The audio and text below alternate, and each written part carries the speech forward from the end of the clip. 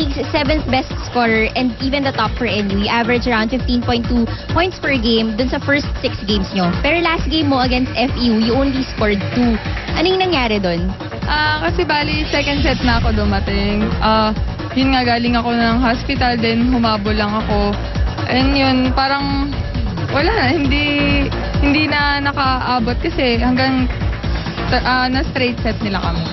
Okay, ngayon kalaban nyo na naman FEU. Tapos start ng second round. Anong magagawa mo para maibalik yung pagiging top scorer mo to come off with a win for the start of the second round?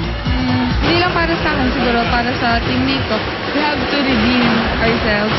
Kasi sunod-sunod na yung pagkatalo namin eh. So, sana ito yung maging start ng pagkapanalo. I imagine the pressure that this girl is under in terms of taking over the top spot here the National University. Na dati second fiddle lang siya kay Mangi, and she was an effective second fiddle. Yeah. But the amount of pressure that I think not only her, but they had coming into the season, Yeah. because of all the talk, again because of how they did in season 73, parang ito na, parang di ba, it's all on the upswing for them. The coach had 1 full year, Coach Francis, di ba, bitin pa yung paghahanda nila no season 73. Eh ngayon, buong taon siya nakapagpahanda. Yeah. They have a couple of new players. They're hosting the UAP next year. And now they're down 11-4. Maybe crumbling under the pressure are the National U Lady Bulldogs. Tanggalin mo na yan! Hindi tayo mananalo sa pagganyan-ganyan mo. Mariosep naman, oh. Anong gusto nyo? Huminahon ako, ganyan ang ginagawa ninyo. Diretso na sa'yo, iiwasan mo, titingnan mo si Eunice. Depensahan mo at all cost. Kung ayaw mo maglaro, ilalabas kita, sabihin mo lang. Enyo! 11-4 is the score. Very bad start for the National University Lady Bulldogs. Wow. To say the least. Yeah. I was saying earlier, Ian, before the timeout, na they really have to make a run here in the second round for them to consider this season as not a disappointment. Because right now, let's put it bluntly, it is. That's true. It really is. That's right, because people were really expecting a lot from this NU Lady Bulldog squad for this year, and I'm sure that they got all the support that they needed. Yes, yes. In fact, probably they had, like what you said, they had a full year during the preseason to prepare, but something happened along the way or during the season that and they came out strong against UP in that first game. That first game. Kita natin, talagang may cohesion. They were happy. They looked like they were enjoying themselves. They looked like they were conditioned. That's true. And not only that, all the rest of the teams, they were also looking forward to going up against them. Yes. Pagkatanungin mo sila, sino sa tinab, mukhang ang tingin nila, NU. Correct. Lahat yan, iniisip. So far, it seems that yung leadership talagang hinahanap nitong NU squad. Nakita naman natin last game, Kaine Pomoceno out. It was like totally a different NU squad. They were like just going there through the motions. They were just standing up there and just waited for that third set to end and just, end the match. Again, let's be honest with ourselves. 2-3 years ago, if they were at 1-6 by the end of the first round, people wouldn't have been surprised. There wouldn't have been any brouhaha or any question or any uproar. But again, it's all because of what they showed last year. That's right. This time 2 points already for Kai. She still doesn't look like she's 100% to me right now yet. That's true. She looks like she's still under the weather. Maybe a little weak. Alam naman natin, gastroenteritis, diba?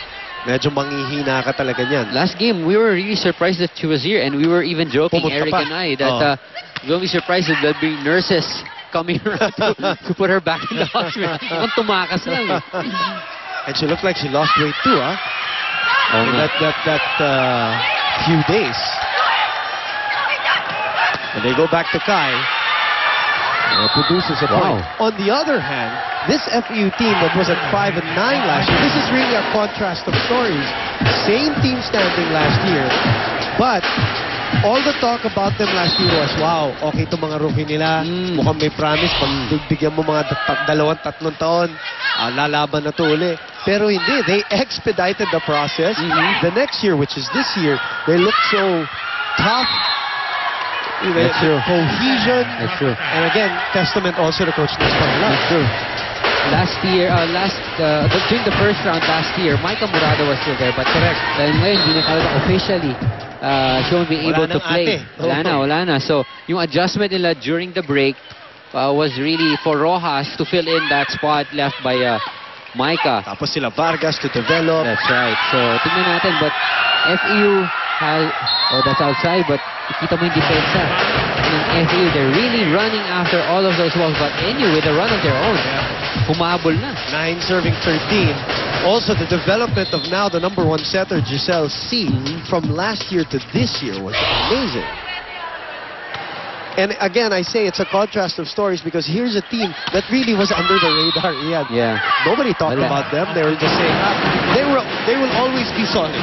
They will always be fighting because, you know, they have a coach that has seen it all and they have great recruits that we saw last year. Yun ang usapan sa kanila. Ang usapan sa NU. Ito na. Lalaban ng mga 4th place, mga ganyan, di ba? Yun ang mga usapan in the circles that they're going to go for 5th or 4th place this year. Dapat Final Four na. So, that, you know, and again, the contrast of stories, the spotlight, the pressure, the press, the coverage, all of that into play. And it seems that it's FEU that has responded better. Nice. Vargas, who top scored the last match against National U with 13 points.